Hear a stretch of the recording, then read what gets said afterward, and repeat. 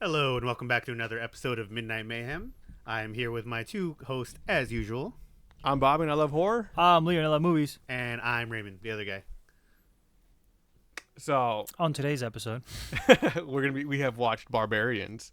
Hopefully you watched alongside. Barbarian. Oh, Barbarian. It's not the sequel. Oh, you're right. No, this was how do I say this? A suggestion from my beautiful Tia, who's always gave us the support on our channel. So Hey, thank you. She Thank actually you, got us thank the you, mount for thank that TV. wow, oh wow, thank you. For this very episode. No. I warned her about this movie right off the bat because she really wanted to watch Weapons, and Ooh. she's like, I want to watch your guys' episode on it, but I want to see it first. So I was like, yes. He's like, I want to see Barbarian before I watch Weapons, but I want to see your video about it. Yeah. Yeah. Oh, like But she's like, I want to watch your video about weapons, but first I need to watch your video about Barbarian. But there's a Barbarian episode. so she's like, yeah, can you guys do Barbarian so I yeah, can watch shit, Weapons? okay. So this is at the beginning of 2025. Damn. No. Oh, It was like 3 months ago. okay. All But right. still, that's a By the that's time a it long goes, time by to the wait. time Well, it comes she only out. asked me recently, like Okay. maybe within the last couple All right, months. good. So we have a 6 It months. was before hiatus. That's pretty Halloween good. time, yeah. But what was it? So I warned her. I was like, this movie's a little bit hard to watch. I was like, if I had to put it in preference without spoiling either film, the Weapons is it can be rough at times because the main target or the victims of the movies are children. This movie, the victims are women. It's very Yeah. focused on women. Yeah. So me going into this, I already warned her it was harsh. So, and I warned the audience too. So if you haven't seen They've it been yet, warned. yeah, you've They've been warned. and now you've been warned. Yeah, it's from heavy themes. I expect you guys both to hate it. Like solidly. I expect you to despise it, and I expect you to be like, eh. And I already know my opinion. I was like, I'm probably gonna be slightly above eh. Well, let's get into it then. All right, that's it. I just wanted to get those off my chest. Love you, Thea. Thank you. Yeah, we're coming you. fresh off of our Halloween episode. We're doing Barbarian as a request. I wanted this to be a Mother's Day episode. Oh, If you God. know, Oh you know. God! Oh God! If you understand What it, the you get it. hell? I thought it would have been hilarious. Whatever. No way! Thank God And- we I did should have it. got my Boma keychain. Oh my God! I think it would have been funny. No It wonder. would've What been else? What hilarious. This whole else? time I was like, what? He's like, he's been wanting to do a movie for Mother's Day. I was like, is it Mama? He probably wants to do Mama. No, come Barbarian. on, Jesus Christ. Obviously, Barbarian. So quick summary about the movie. A young woman discovers the rental home she booked is already occupied by a stranger. Against her better judgment, she decides to spend the night, but soon discovers there's a lot more to fear than just an unexpected house guest. Perfect. This is the directorial debut of Zach Kreger, who's recently getting more well known for his work on Weapons. Weapons is phenomenal. He's also Thank you, in Weapons. charge of the Resident Evil reboot series, which is going to come out in I forgot. 2026. Is it a series or a movie? Boy. It's going to be a movie. Oh boy. Is it? Oh, we don't know if you know more details about that. A little bit, but I This don't know. is if the you first, wanna the know. first time I'm hearing about it. Oh, yeah. Okay. Yeah, it's. I don't want to say any more because I want you to like Go discover check. it. Yeah. Yeah. All right. Because I know you're a big Resident Evil fan. Yeah. I'm working on it. Working on it. I'm on 5. So the movie stars Bill Skarsgård of It Chapter 1 and 2. He was in Nosferatu as well as the Crow remake. Starring Georgina Campbell. If you've ever seen a Netflix or Shudder movie, she was in a sequel of that. So she was in Bird Box Barcelona. Ah, Is that a Did you- sequel? That's a sequel. that's a sequel. What? And she was in, and she's Yeah. gonna be in a movie called Influencers, which is a sequel to Influencer, which was a Shudder original. Oh my that's, God! That's what I really? remember. I Yeah. remember Influencer. How did, And I was then, like, what is these also movies? stars Justin Long, who was in Weapons, Tusk, and Drag Me to Hell. Yes. And Jeepers Creepers. And Weapons. And Alvin and the Chickmunks. Yeah. Oh yeah, huh? Yeah, he was.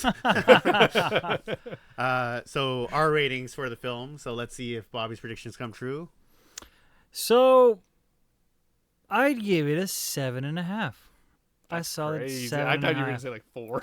No, because I. He's like, no, Raymond didn't recommend this. Well, one, so it's here's better. the thing. Here's the thing. I feel like my rating would have been a little bit more extreme. He's choking on Either milk. I would have really hated it or I would have really loved it if I went in blind to watch it. Oh, you Because didn't? no, I knew some aspects of it, and I was telling Raymond earlier that even all the things that I knew, I still A lot of it was a wrong. lot of it I was not expecting.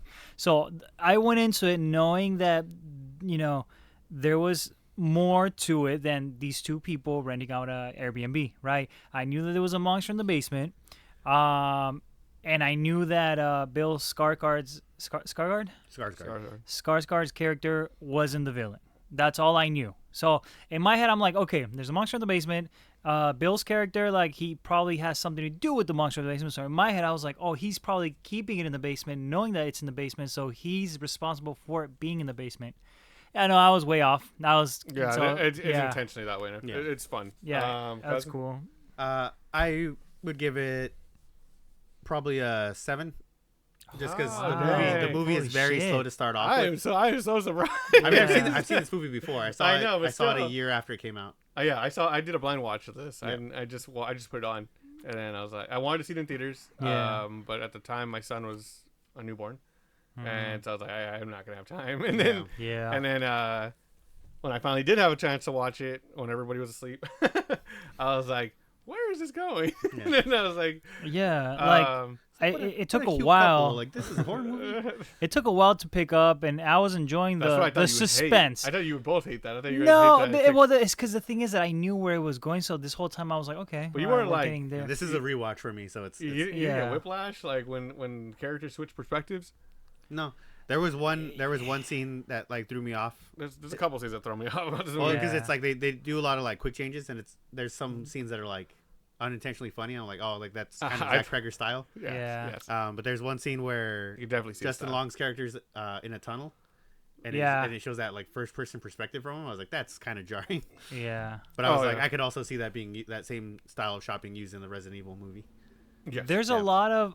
I do gotta appreciate this the cinematography of this movie because throughout most of the movie I did notice that they use a lot of wide angles, you know, and for it especially, and it was kind of weird because especially in the tunnel scenes they would use a wide angle, and it's kind of weird because like in the tunnels like you think you'd feel like claustrophobic, you know, in the tunnel, but they use a wide angle and it just gives you this. It just gives this area that's super tiny, this immense space, so it's kind of jarring to watch it. That would add to the like claustrophobia feeling. Yeah, because it's like, oh, it looks way smaller than it actually is. It made it feel really weird. So it made it feel like this space that like a limbo space. It's not supposed to exist. At least the way I saw it, you know, because it's a space so small, but then the camera makes it feel so wide, even though it's not. Especially when Justin Long characters with the flashlight and the gun.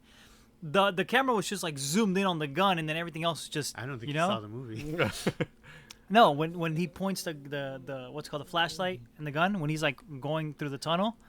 I don't think he saw the movie. For fuck's sake! All right. So there's a part where he's slight spoiler, but there's a part where before he goes into the tunnel and he goes, "Hey, I have a gun."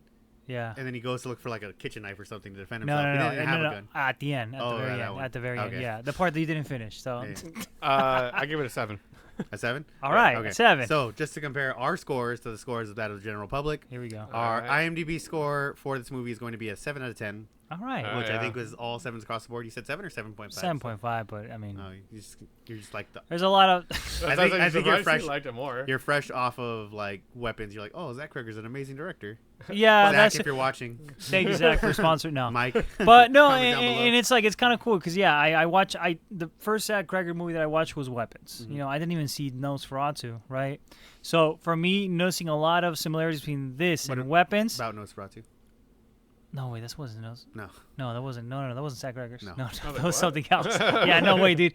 Oh yeah, because I was thinking of Bill Skarsgård. Never mind. No, yeah, because I was noticing a lot of similarities to Weapons. How it's like, oh, we're gonna focus on this character. Now we're gonna focus on this character. Yeah, now it's just this character. Yeah, and it's a lot of times too. It's like a lot of like dark, suspenseful tension scenes. Like I noticed it in this movie too. So I did notice a lot of. Well, there's also like same thing where it'll have like some suspense that'll just be cut off to like with a little bit of comedy.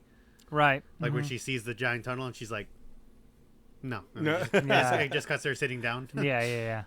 But I think Justin Long's character in this was a precursor for the guy in Weapons.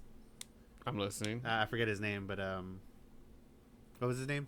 I forgot, but like you mean the guy who was robbing everyone? Oh, I feel like Justin Long characters was like the blueprint The blueprint for that character. For that character, because he's like, oh, I wonder how unlikable I can make someone, like how detached from reality. Yeah. Someone can be. Was it Matt or was it Henry? I can't remember the guy's name. I think it was James. Oh yeah, I think it was James. That's one of the things that. Well, I mean, I don't know if you guys want to get into it, but that's one of the things I didn't like about Justin Long's characters. Just how unlikable they try. How much he followed the scripts. No. It's how unlikable they made him, because it's like. I don't know. It's like, because it's like the whole backstory they had him with, like the sexual misconduct and stuff like that. I'm like, was that really necessary to do? I mean, they could have just.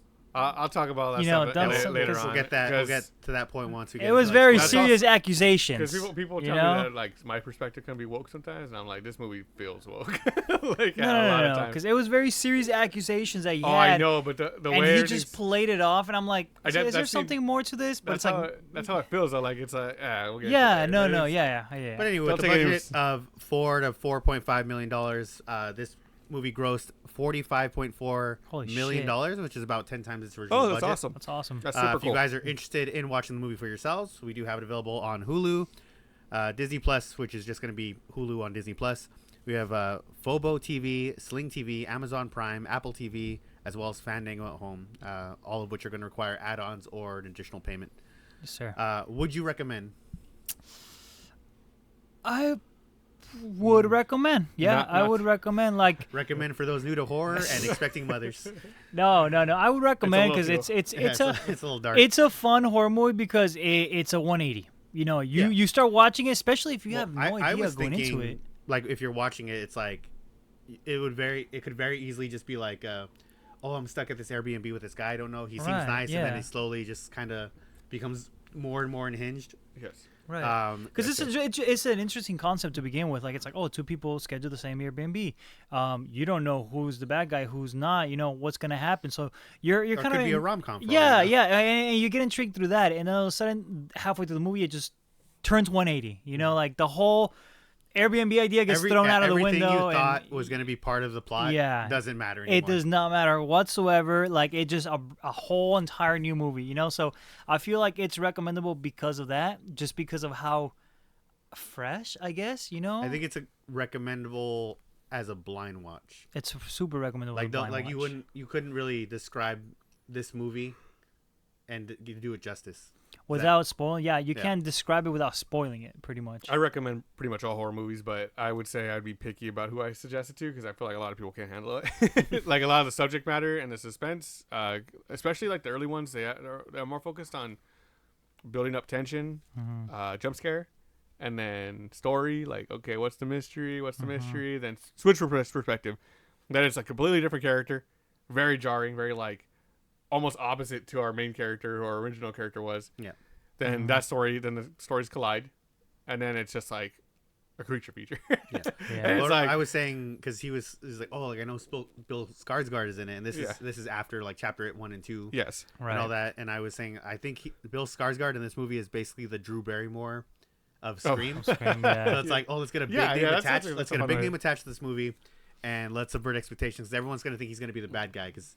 He's Pennywise. Yeah, or he's going to be the bad guy, or he's going to play a big role. That's what I thought, you know, because I was like, oh, for once, I knew he wasn't the bad guy, but I'm like, he's going to play a big role. Like, he's going to be the reason why this thing is in the basement. But, no, 100% no. I was like, holy shit. Yeah. Well, hopefully you're going to check it out. If not, we're going to ruin the rest of the movie. Yeah. Unless there's anything else you want to add on, cousin? No, because after this, we're going to be going to full spoilers. So if you guys want to click away, watch the movie for yourselves, let us know what you guys think about the movie in the comments below. If you want to just follow along and experience this with us, thank you for staying. And we will get back to that in just a moment. Thank you for watching. Bye. No, I'm just kidding. That's it. Game over. Yeah. We'll be back. Oh, man. 10 minutes episode.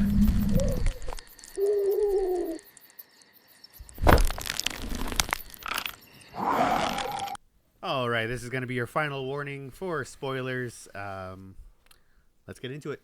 Let's do it. So, the story begins with Tess Marshall arriving at a Detroit Airbnb for a job interview, only to find out it's been double booked with a man named Keith.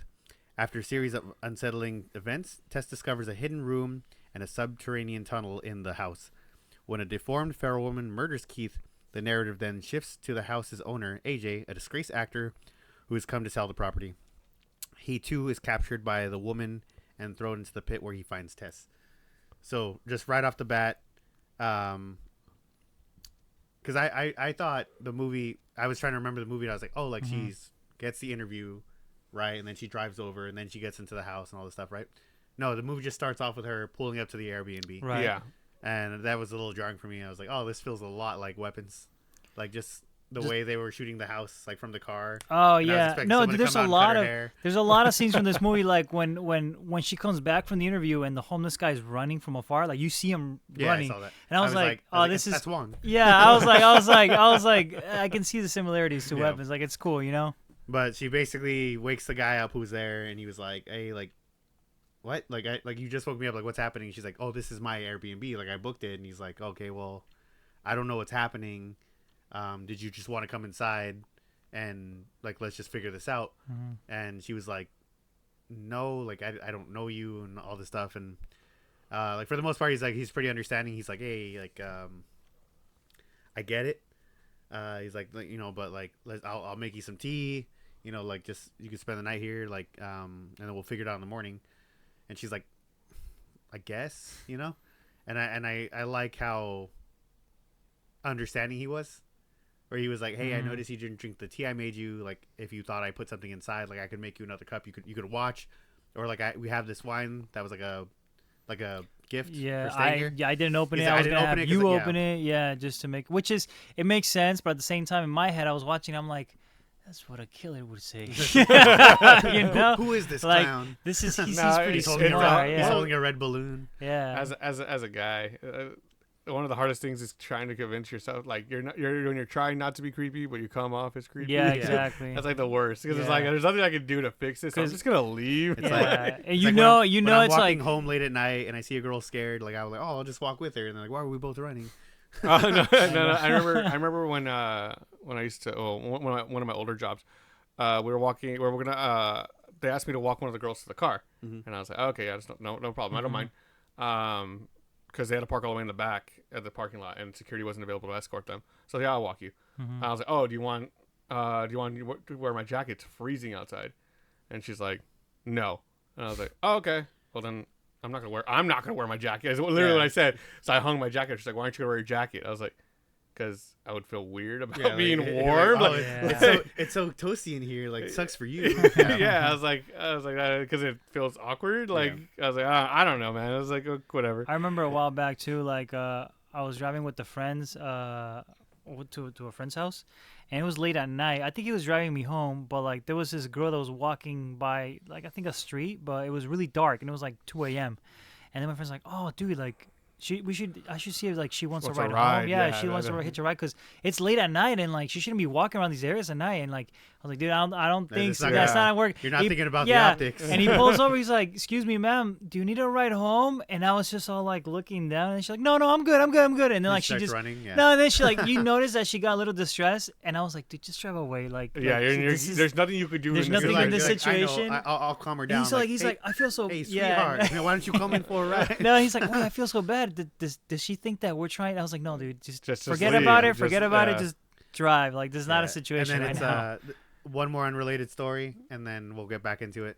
But a friend of mine, he was driving a coworker home because it was like she worked the late shift and she didn't have a ride, so he took her home, and then she was like, "You're not going to be weird and wait for me to get inside the house, right?" And he was like, "What?" Well, I was going to because that's the right thing to do, but like screw me, I guess. So he just left, and that's he took her back to work. Like, you know what? Just go back. Just talk back in. Oh fuck. But yeah, so I thought because I've seen like it felt relatable. I've seen the like parody posters of this movie where it's like they both booked the hotel and he booked her heart. And it's Barbarian in theaters, and it was like the Valentine's Day. Yeah, I remember that. That's good. Because this movie came out like around Valentine's Day, right? I think so. Yeah. Because it was same thing with Deadpool. 2024. Right. Yeah. This was 2024 now. Did it come out in? Oh no, 2022. This came out in 2022. 2022, really? Mm-hmm. Yeah. It feels way more recent than. I said newborn baby, so actually baby might have not been born yet, but I just might have had a super pregnant wife that was not. That could be left alone. Right. He's like, she said it toward the outlets. Stop her. And she's chewing on cables. Leave me alone, Goo Goo Gaga. But then, anyway, she goes to her job interview. Like, they kind of hit it off, right? Yeah, they hit it off fine. I forgot about the job interview when I was rewatching this. Yeah. I was like, but that's like the main reason she's there. In my head, I was like, did she do that at the end of the movie, or does that happen at the beginning of the movie? And it happened like in the middle of the movie, and I was like, what? Yeah, but they kind of hit it off. So basically, it was one of those. He's like, oh, like you wouldn't know about this, and he's like, oh, dude, I love that, and she's like, no way. It was like no way, you know Super Monkey Ball? Like, damn, I knew I liked you. Come here, man. So they kind of hit it off, and then she wakes up, she goes to her job interview. She kills it. She does a good job. Yeah, she does a good job. Before she leaves? Yeah, the girl who interviewed her is like, hey, where are you staying? And she goes, oh, well, I'm staying at this this Airbnb in Brookswald or something like that. Brooks something. Brookswald. I should say Brookswald. Whatever. I just made that up. You made it up. No, but I just know that before she on her way out for the interview, you see all the houses around the main house. They were just destroyed. Yeah, they're all destroyed. Right. Yeah. So she was in Brightmoor. Yeah, right. But that's pretty good. When she arrives to the Airbnb at the beginning of the movie, it's dark, pitch black. You don't see anything. You just see the house she's staying at. Once she wakes up for the interview, you realize like it's just a trash neighborhood. It looks like I think it takes place in the same place, right? From Don't Breathe. Oh, I don't know. I think it might. Yeah, so it's Detroit, right? Detroit. Yeah, because all those movies have a reason for being there. I forget the specifics, but I remember that I guess like people lost their houses at that time. I remember James A. Janice from Dead Meat talked about this. Yeah, where like I guess a lot of basically the whole area just kind of get destroyed like over time. Yeah. So I'm pretty sure it's related to that. I'm not sure if you remember specifics. Brightmoor. What did I just say? Yeah, he's just looking it up the real history. But yeah, so then she comes back. A homeless guy like starts chasing her down, and it's the same thing. It's like when you're trying not to be creepy, and it doesn't work out. He's like, "Hey, little girl, don't go in there. Hey, little girl, don't go in there." Yeah, no. Yeah, and then why did I just come back here? Yeah, he literally says. He's like, "Get out of the house!" Like we get what he's saying because we have the context of the rest of the movie. But like if someone chases after terrifying, you, someone chases after you and starts banging on the door and says, "Get out of that house," it's like. No. I think no matter, even that character, even if he hadn't approached her like that, no matter what, he would have sounded like off-putting and creepy. If he was just like, don't go into the house. Holy shit, this might be a little like... What, do you find out the history a little bit? It actually does look like that. Yeah, it does. Jesus. Yeah. No, it's not a make-believe. I was like, that's some crazy set design in this movie. Like, no, dude, it's actually... How did they think to put the tires and broken windows in? There's actually there's history there that happened, yeah. Wow, dude. Yeah. Yeah, I mean, I don't know if you guys can like, see, but like... Somebody should do something about this. That's crazy. Yeah, that's It's a story for another day. Yeah. Like you said, what was it? Don't Breathe was I believe in that same area, in and Detroit. then, like I said, It Follows. I believe was filmed like in that area, wasn't it? It might have been. Like I said, It Follows felt like a fever dream. Yeah. But anyway, she ends up staying inside the house. She discovers an underground passage, and she eventually works up the courage to go explore it a little bit. She sees what basically looks like a sex dungeon. Yeah, clearly, clearly, like throw it out there. Yeah. So she starts freaking out. She's and not in like a positive way. Yeah. Not in a, like the recreational way. Like exactly. Thank you. That's in the more term of dungeon. More dungeon, less sex. More towards snuff film. Yeah, that's what it is. So she freaks out. Absolutely, very fairly. She starts running out. Bill Skarsgård's character Keith comes back and he's like, "Well, like, what's going on?" She's like, "No, we have to go. Like, there's a mattress and a bucket. There's a mattress, a bucket, and a camera." He's like, "None of those words make sense. Like, what are you talking about?" Mm-hmm. And she's like, no, like I'm just gonna go. And he's like, no, like I'm sorry. He's like, I'm sorry if it doesn't seem like I believe you. I just don't understand. I didn't see it for myself. I don't want to. So let me go. Let me go he's see like, I'm gonna it. go look for it. Like, can you please stay in case I get locked in the basement as well? Because she was just trapped there. And this whole time I'm like, bro, come on. You're the good guy in this movie. What are you doing? Like, you're gonna trap her as well, you know? Yeah.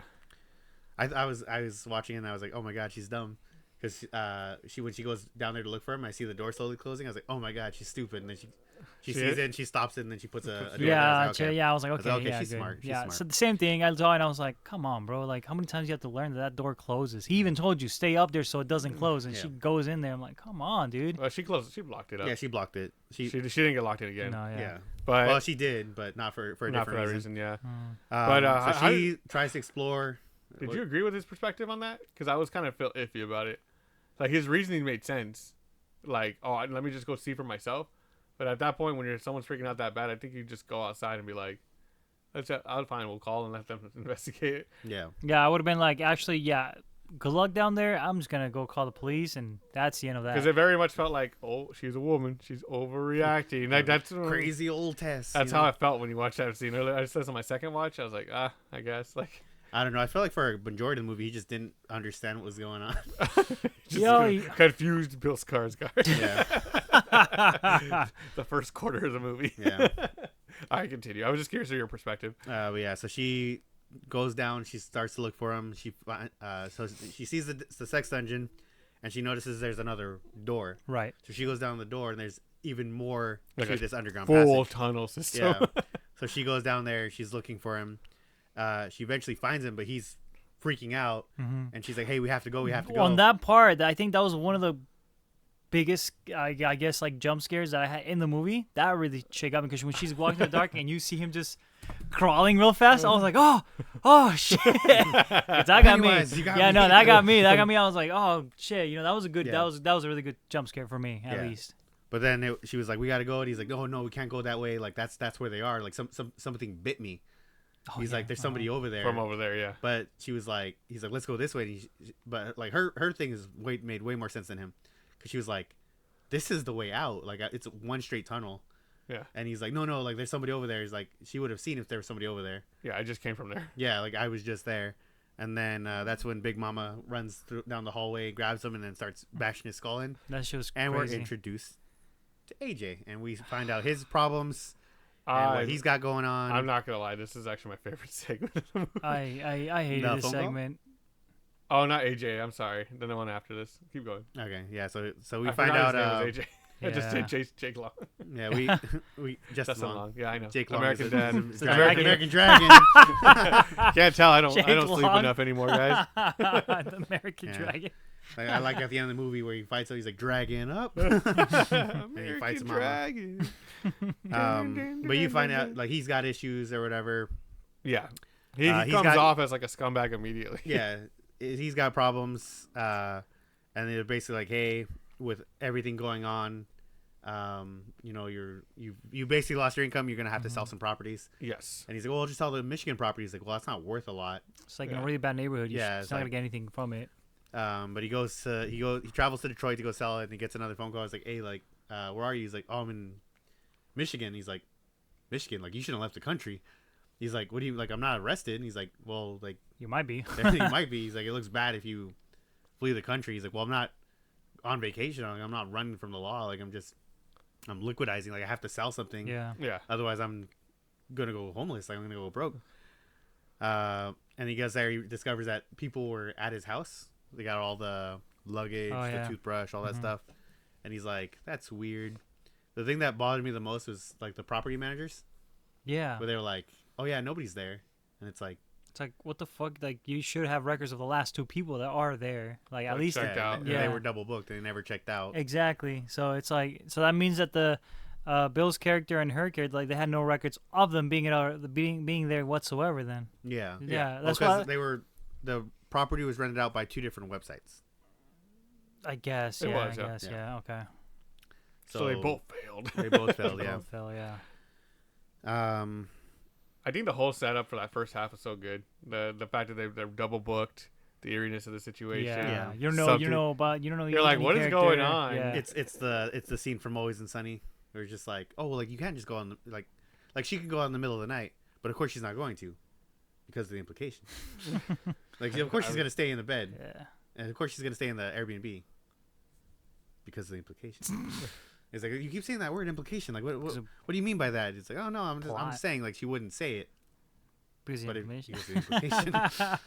So then, I remember getting such whiplash when AJ story started. Yeah, it's like, I was like, what? You just start singing. They made him so hateable, and it's like, to me, I think that was the only part in the movie that I didn't really like, because I'm like, and it's not that I'm like, oh, he shouldn't be hateable. Like, nah, he should be hateable, but it's just like, it's so extreme. It's like, he's like a diva. Yeah, no, not that. I'm saying he sexually assaulted a woman. Allegedly. Okay, no, but then he confirms it. Kind of, sort of. He Okay, but it's so basically, the story gets out that he assaulted a coworker of his, which the news breaks out. That's why he loses his job. That's why he's trying to sell the property and everything. He goes to a bar and he meets his good friend Zach Kreger. I don't know if you guys caught that cameo. No, I didn't. His friend in the bar that he's talking to, he's like, "Hey man, look, you're my bro. I'll believe anything you say, but I gotta hear from your mouth. That's funny. Did you not do anything?" And he's like, "Oh, like well, I did. Like we slept together, but like." She wanted to. She's like, she wanted to, or like she was like, no. She's like, she was like, no, but like, she got into it. You know? And then he's like, I just kept trying until she said, yeah. And I'm like, he's like, I'm well, persistent. that's assault right there. You know, like that's that right there. It just proves it. You know, it doesn't matter if it was bad or not as bad. It lands on that. Yeah, charge. It lands on that. It lands on that charge. Yes, you know, so whatever charge he has going for him. It lands on there, you know. I hope Zach testifies in court. But yeah, so he gets captured by the woman and he's get thrown in the pit with Tess, and that's when the two stories merge together. Yeah, and then we're in full creature features. Yep. So they learn that the woman is a product of multiple generational incest and raised by the house's original owner, Frank. After being held captive and forced into a twisted maternal relationship, Tess escapes with the help of the homeless man named Andre. Tess and AJ eventually fight back, uncovering the horrific truth through Frank's VHS tapes before he commits suicide. But the audience gets a perspective of Frank. Which is so there's a flashback that looked like 60s, 50s. Yeah. In the final confrontation, the woman pursues Tess and AJ into a water tower. AJ betrays Tess to save himself, but the woman surprisingly sacrifices herself to cushion Tess's fall. As the injured AJ tries to justify his actions, the woman kills him. In the final tragic moment, the woman attempts to confront a terrified Tess, who is forced to shoot her dead. That shit was nuts. When Justin Long throws her off the that confirmed how. And then all of a sudden, as she's falling, you see her like just run, and I was like, oh fuck. That was sad. It's sad because it turned the monster into the victim. Yeah, and I'm like, she's not a monster. She's just. What's another movie that was like? It's horrible. I mean, I guess Beauty and the Beast, but King Kong. Yeah. So it's like, for example, where it's like the other villain is so horrible that you feel sympathetic toward the monster. You should feel sympathetic regardless because of how she came to be. It's not like she just was born like this. Yeah, because at the same time, and it's crazy because the homeless person, there was one time where there was a part where he says, it's like, that's not, and like she's in there, you know, but that's not even the worst thing in there. That's not the worst thing. And I'm like, and in my head, I'm like, what the hell else is in there? What you gets know? worse than that? Than that, and we see the guy, and I'm like, yeah, that's pretty bad. I was like, yeah, that's the real monster there, you know. Frank's portion was my favorite portion of this movie. What did we just say? He's a monster in this movie. Okay, I know, but his so was Frankenstein. You love that? No, dude, like the way they film him, like being tracked, like throughout every movement was amazing. How like stoic and just like matter of fact he speaks. When you especially on a rewatch, I was like, I can see myself in him, and then he sees it. Like, never mind. No, dude, it's like he just nonchalantly goes to the store. Right. He goes through his day-to-day life. He's like, I need plastic sheets. I need to get and then he says what he's doing, but says it in a way where it's like no one will give it a second thought. Yeah, he even says like, "Oh, it's for my baby." It's like no, well, what about your wife's? Like, it's a home birth. Yeah, it's a home birth, but he's it's like, don't you have a midwife? I'm the one that's giving birth. It's like, what the fuck? You know, nobody. Yeah. He's like, she's like, don't you have a midwife? Didn't she give you a list of things to get? He's like, no, I'm doing it on my own. Yeah. And it's like, he just said everything right there. Yeah. Like how sinking of a feeling that is. And then when he gets back to the car and he looks at the girl and you see her like off in a distance. Yeah. He just looks at her and it proceeds with his day. Like no, but that shot right there too was amazing too, where like he's in the car. The camera kind of like follows the girl with it, but also like it's framed through the window, so she's straight in the middle of the window. So it's almost like if he has full target, you know, like he has a target, he will follow her directly, you know, and it's creepy, man. It's really bad. Yeah, and then when she goes, I think it's the unsettling nature of just like someone watching. It's just some dude. Yeah. It's just some guy who's like, yeah, I'm just gonna do this, and nothing. There's a monster in this movie that tears your skull apart, but then there's something even scarier. Yeah, and that's man. You know, that is scary, man. And we say this from the perspective of three men. Yeah, we hate them. They're the worst. Yeah. We do. I do. What is it? When he puts on the suit that says Carlos, the jumpsuit, and he's like, "Oh, we're here, so and so. We're here to check the thing."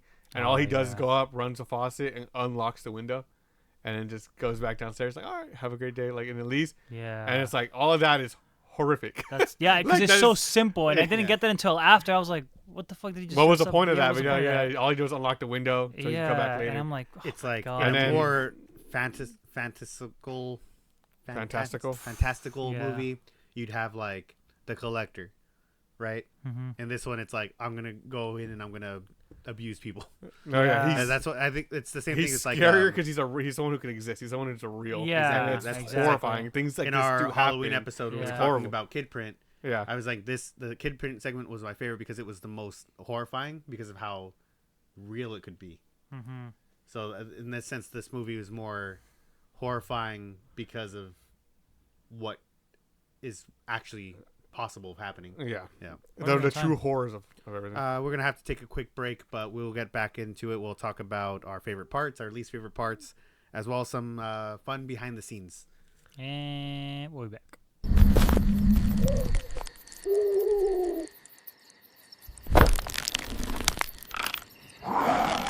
So to conclude my thoughts on that portion with Frank, the two things I liked the most about it is that even though it was such heavy themes, the movie didn't feel the need to indulge in them.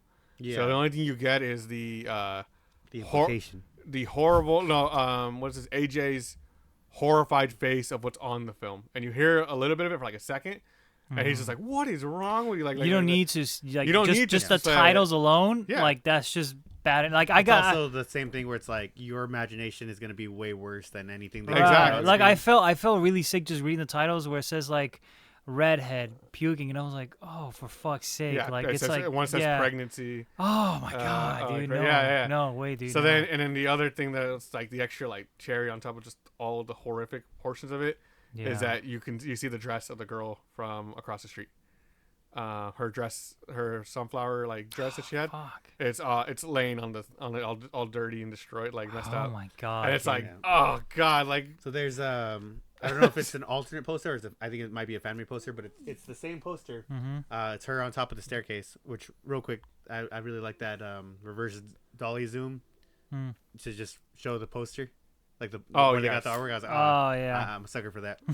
But it was I think it was a fan-made poster. It's her standing on top of the stairway, and you see the stairs, and the stairs are the videotapes. Oh, yeah. fuck. So the videotapes make the stairway. So fuck. That's yeah.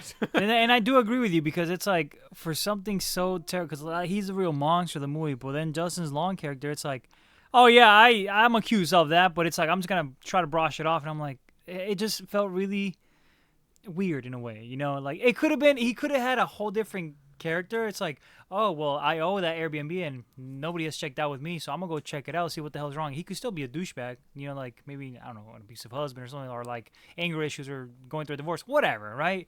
But just having to go through that and then having to see the other guy in the basement, it's just because because I get why you didn't like it because it's like an uncomfortable subject, but it's like the whole point of it is to make him an unlikable character. I know. I agree. I thought the point of the point of the character's existence was to be like, okay, like we see someone who's who's just stepped over the line, who's now like pushed that boundary. Yeah.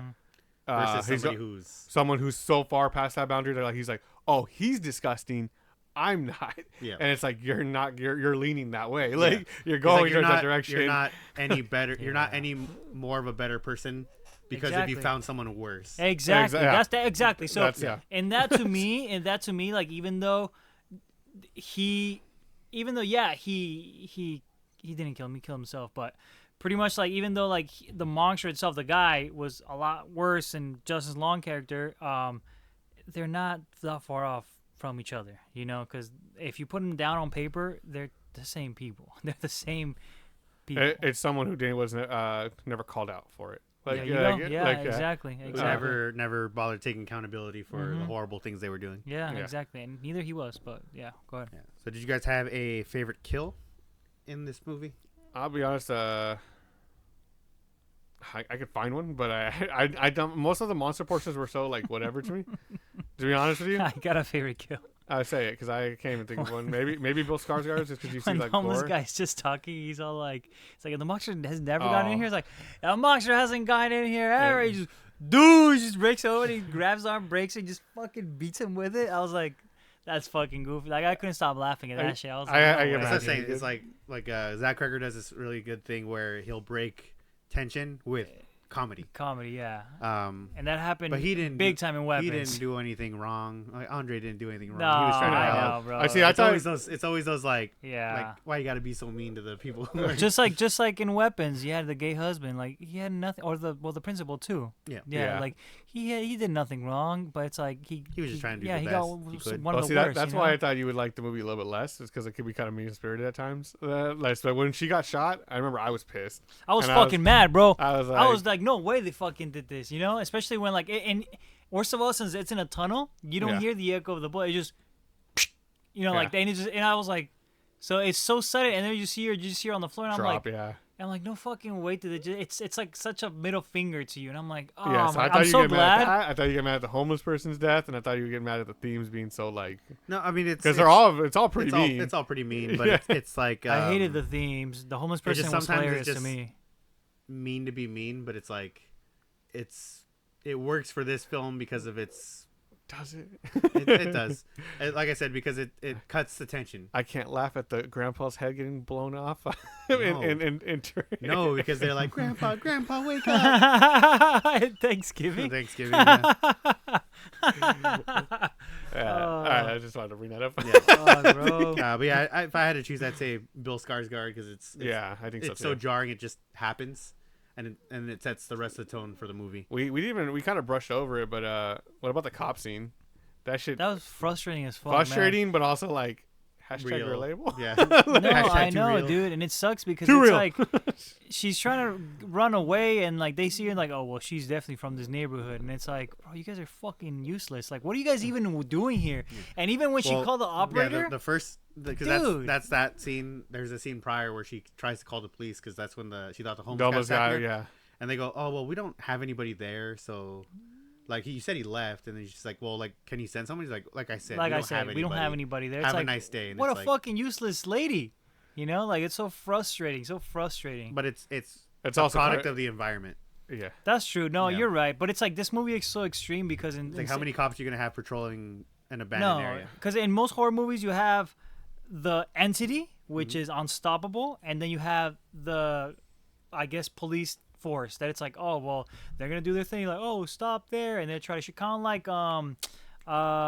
what's that one movie that we saw? The one Weapons. No, the one that was directed by what happened in the James movie? Wan, the Malignant. How it's like when the thing goes crazy in the police department, I'm like, let me guess, the police are gonna try to shoot at him, you know, and nothing's gonna work.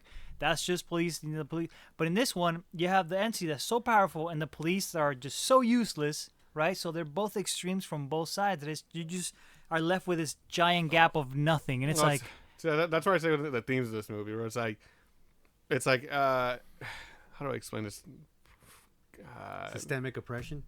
Yeah, but it's more like, kind of victim blaming, and then that's the themes of it. It's like, oh, no one's gonna believe you if you say something, because when you do, like, this is what it feels like when people don't believe you. Yeah. This is when people like, and then I also dislike the whole dialogue early on where she's like, it makes sense, but she's like, she almost talks from the this is between Bill Skarsgård's character and what's the main character? So Tess and Keith. For them, Tess and Keith. Mm-hmm. She's saying like, oh, like guys are so messy, like they'll get away, they'll do stuff, and it'll be okay for them to do it, but if a woman were to do it, that's where I felt like the theme was so heavy-handed. Because that's the rest of the movie. The rest of the movie's, oh, look, she's crazy. She's hormonal. She's this, she's that. Bill Skarsgård doesn't believe her about the basement. The cops don't believe her because she looks a certain way. Or and because the cops look at her. I don't necessarily think that Bill Skarsgård didn't believe her, but it was like, oh, like what? Like, if you tell me, oh, there's a bed, a bucket, and a camera. Yeah. It's like, I don't, it's like Blue's Clues. It's like, oh, how do these three things connect? Like, what was so scary about whatever you saw? Like, was it the way it was set up? Like, He's like, because in his mind, he was like, well, it's a basement. Yeah. Like there's gonna be stuff in a basement. But also, like, he still didn't believe her off the bat. Yeah. and that's how the themes feel. Like, it feels like nobody believes her. And then the same thing happens with the homeless person. No one believes him, or he's too aggressive.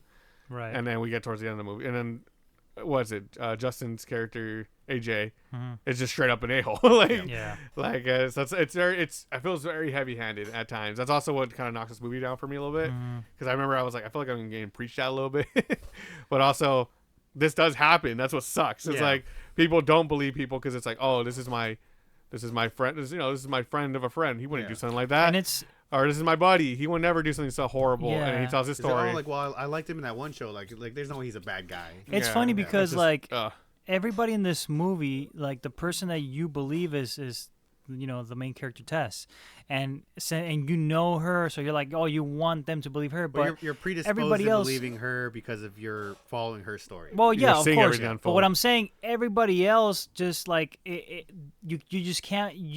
You don't believe what anybody else is saying. Like, you don't believe the homeless guy in the beginning, right? You don't believe Justin Long's words. It's like, I didn't do it. It's like, well, I don't know about that, You don't believe the Keith's character either, because when you first seen the movie, you're like, he's like so. I don't trust him, because you don't trust anybody but her. But in the movie, nobody trusts her, and no matter in which situation. And it feels like you're going intentional. crazy. Yeah, I feel like that's almost intentional because like we're following her story. Yeah, and it's nuts. It's crazy, and it feels, and that's cool. That's honestly cool because like it makes the audience crazy because now you're feeling like what she's feeling. Exactly.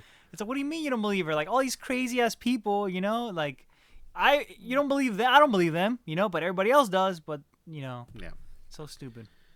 So what did you guys like about the movie?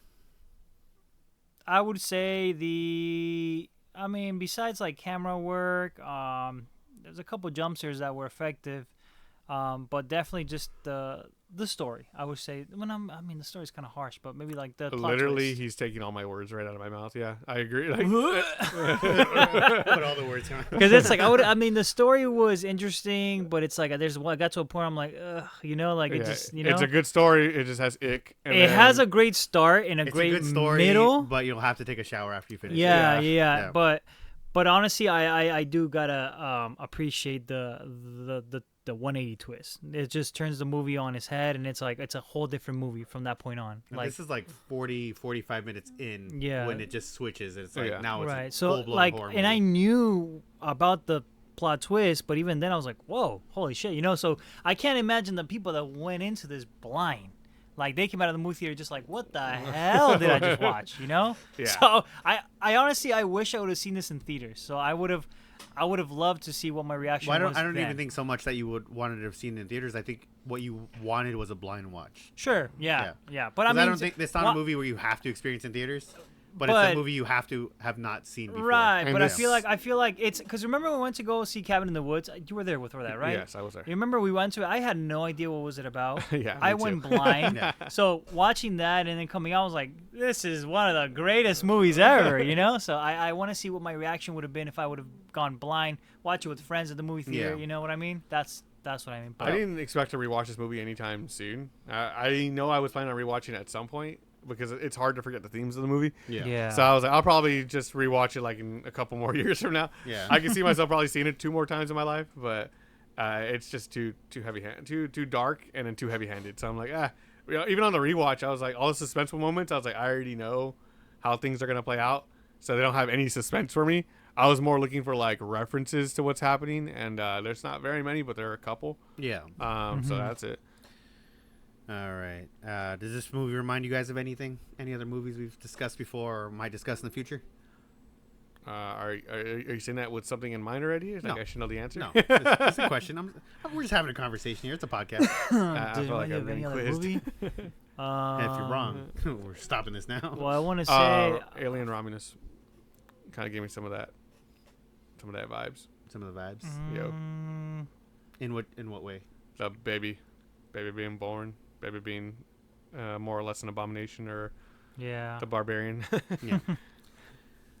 Also, why was the movie called Barbarian? I don't know, actually. Wrong answers only. Literally, I was looking at it and I was like, because the only answer that I came up with is because the responsible person for the entire plot of the movie was that guy, and what he did was fucking barbaric. If The would only even thing I thought excuse of was it, the you know? name of the street.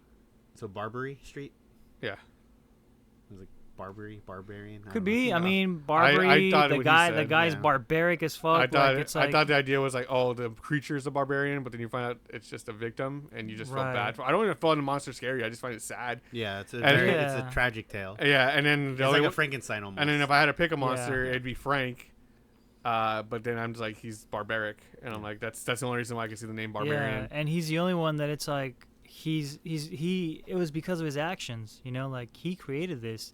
The monster is just a result from his actions. No accountability at all. Like, no literally accountability, just and ended not even his own like, life. Like, he's like, oh, and well, even- I'll just yeah. kill no, myself. it was not yeah, satisfying. and even yeah. at It was the end, anger. like even at the end, he's like, I'm just I'm gonna find the easy way out, which Yeah. he did. And Yeah. I was like, come on, bro. Out of anybody, like I think he got the Like easiest he way was out. rewarded for Yeah. his crimes. Well, he lived until he could successfully do crimes, basically. Like, Yeah, and he lived an entire disgusting, life. You know, he ended up getting sick, but at the end of the day, he left the world pretty On his fast. own Yeah, terms. on his Yeah. own terms and without pain. I wouldn't say without pain, but I'm saying like the way he wanted to. You know, Yeah, so, and which that's- sucks. yeah. Which fucking for sucks. that, you want him to suffer. Like, you want him- When I found that out, I'm like, oh, that monster's gonna come in here and it's gonna tear him apart. It's No. gonna tear him apart. But Like the whole that's but- not the theme though. That's not the Nope. reality of what happens. Yeah, in and real I was life. like, I was kind of butthurt for that. I was like, fuck, man, like Yeah. I wish, but yeah, go on. My bad. Well, on a lighter note, let's talk about some behind the scenes and fun facts about the movie. Yeah, please do. So Zach Cregger had Nah, revealed that he had a hard time getting the movie made due to its very unconventional style and plot. Okay. Even fair. with A24, a studio with a Oh, reputation of producing way, artsy A24. horror films, they just passed on it. Yeah. So ultimately, 20th Century Studios decided to take a chance with it. The result was a sleeper hit that made a minuscule $4 million budget back about 10 times, along with Nice. positive reviews and even a wider audience on streaming services. Yeah. And he goes on to And make here we weapons. are, Was 3 years later watching the movie. I feel like this movie's gonna become a cult classic in a couple of years. I feel like. I feel like You it's a think so? sleeper. It's a sleeper. Yeah, but It's I mean, a good It's- movie that's. Horror movie fans know of this movie, and then they're And- like, someone says like, "Hey, you want to watch?" Hey, should I watch do this you movie? consider Like, do you no. consider Cabin in the Woods a cult classic? I Yes, feel- Cabin in the Woods, yeah. absolutely. Because Yes. that one was a sleeper. That one was a sleeper. Over time, yeah, but I'm Yeah, like, so that's what I- I'm saying. Like this over time. I feel like this movie's going to become more popular because of Weapons. Because Weapons was Oh yeah. Yeah, people are gonna be Amazing. like, "Oh, like well, Weapons was good. What else is this guy doing? This Yeah. is his directorial debut." And they're I'm like, sure the oh, same this thing is kinda happened crazy. with people who watch Alien Romulus, and we're like, "What else has Fede he done?" Alvarez, 2013. Don't Don't- breathe. Let me 2013. watch this. Like, No, I'm sure the first thing they think of is literally "Don't Breathe." No.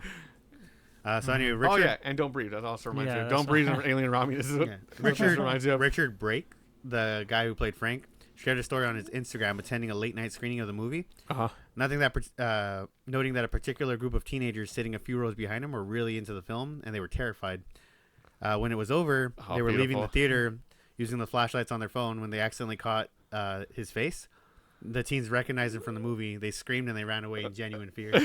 And I think as a horror actor, that's like probably one of the greatest feelings you can Yeah. have. That's it's great. Like, damn. Because we also didn't mention who that actor is, because he's Rorschach from Watchmen, one of the best characters. No way. Frank is Rorschach. from Yeah, Watchmen? he's like immediately, it's like recognizable. Oh my god, I did not. He's, Even "You're not recognize locked in him. here with me. Oh You're my not locked God. in here. I'm not locked here with I'm you." locked, you're locked in here with me, and that's kind of Jesus. fitting. And then, it makes sense. Nah, come on. I'm not locked in man. here with you. You're locked in here with me. That's the line. Yeah. But he's also the remake Freddy, right? Yeah. Yeah. hmm That's Which- More horrific things, but in that version, right? in that specific version. The other one was implied. That one was confirmed. Yes. So Zach Cregger originally offered the role of AJ to Zach Efron. Efron turned it down, That's causing Cregger to hilarious. Oh, that rethink would've the been role great. and offer it to Justin Long, who accepted it. Oh wait, AJ to Zac Efron. Dude, how good would that have fuck. been? I thought you meant like the role of Keith to Zac Efron. I was like, that would have been great. That would have been awesome, you know. But fuck, man. Oh, you're right. Jesus, that's. Oh, he's hideous. In what? Real life. I'm just kidding. No, I was That's like, messed what? up. Oh, you mean He's just looking at he's it. talking about Rorschach? Yeah, there he is. Well, the exterior neighborhood shot was filmed in the Brightmoor neighborhood of Detroit. The rest of the film was shot in Sofia, Bulgaria. Oh, cool. That is Bulgaria, like a whole Bulgaria. different country. Mhm. Huh. It's usually cheaper to film. Yeah. Overseas. Wait, you said the outside shot was filmed? Yeah, so they filmed on location for the out. Yikes. Yeah. The part that I was like, wow, that looks. Like, look at that set design. Yeah. Wow. Okay.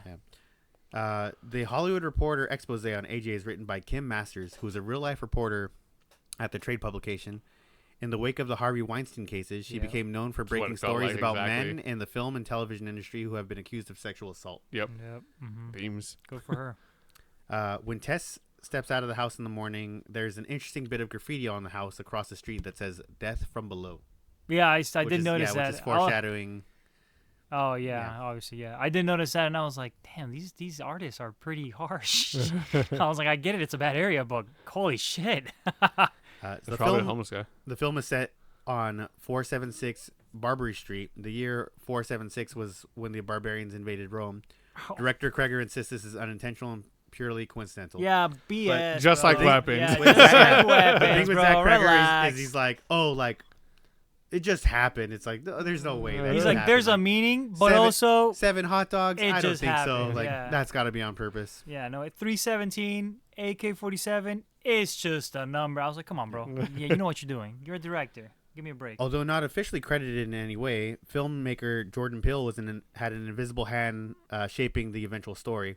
Actress Georgina Campbell, who played Tess, tells IndieWire in an interview, Zach Kreger is good friends with Jordan Peele, and I think he spoke to Jordan Peele a lot while writing the film. Not after Weapons. And Jordan Peele saw an early cut of it as well. Campbell said, so he definitely had some kind of part in making the essence of this movie. Cool. And just to reference what you said, Jordan Peele actually lost a bid in order to produce. Was it produce or distribute? I think produce. To produce Weapons. Or to direct it. I think it was to direct. Direct. It was like I thought it was Zach Kreger was already making the film. Oh, okay. And he was looking for a studio to either produce it or distribute it. Got it. Or both. And Jordan Peele lost that bidding war. Yeah. To. It was to Warner Brothers. Warner Brothers. Yeah. Right. Causing him to fire his entire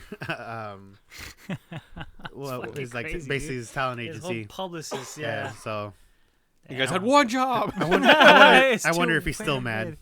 Probably. Anyways, I would be mad every time I think about it. This one is fun. So when Tess is on her phone before her interview, she scrolls past writer-director Zach Kreger's own real-life Instagram post. The post is from May 24, 2019. So there's a very small scene where she's on Instagram. She switches screens on her phone. That post is from Zach Kreger, his own personal Instagram. Oh, yeah, that was fun. I was like, let me see if I can find it. I mean, you could.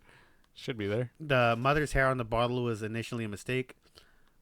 Some of it's perfect, Matthew Patrick Davis's wig got stuck on the nipple, and writer-director Zach Kreger thought it looked really gross. Yeah, so great. Oh God, I thought it was so intentional. I was like, they would have just put a hair on there. It wasn't, and then he was like, it's kind of gross. It's kind of great. I think he did something similar in Weapons, no? Where he was like, oh, that's weird. Let's do it. Yeah, I forgot what it was. I forgot what it was in Weapons. Now watch our episode on Weapons to find out. Yeah, I gotta rewatch that. The special effects are largely done practically, as Kreger had a soft rule for himself not to use any technology that John Carpenter didn't have while making The Thing. The biggest digital effect shot in the film was the grass in the 1980s flashback after all on-location efforts to grow or fake it failed. So the only computer-enhanced or CG thing they did was to make the grass look nice because they tried to make real grass and it just didn't work out. I bet. Well, yeah, because they had to make that house look nice. Yeah, nice compared to the rest of the neighborhood. Final thoughts before we finish up on this episode? It was a rough watch, but overall, it was a great, strong twist. I feel like it. Well, my dear likes the movie. Sorry if you didn't. Yeah, I warned you. Yep. Pretty heavy themes, but there you go. Hope you liked it. Yeah. All right. Plans for the next episode. I got something brewing in mind for a Christmas episode. Hopefully that comes out in time. Yeah, in the meantime, if you guys like the video, if you guys want to go ahead and comment, subscribe, let us know what you guys thought. You can go ahead and follow us on our Instagram at midnightmayhempodcast.com. TikTok on Midnight Mayhem Podcast. And X. What was X? Horror Movie Podcast 2 or No. something. horror podcast number 2 right there. Horror Podcast number 2. There Everything you will go. be down in the link in the description. There we are. Thank you for watching. Thank you for listening. Hope you guys enjoyed the episode, and we will see you in the next one. Bye. Love you. Bye.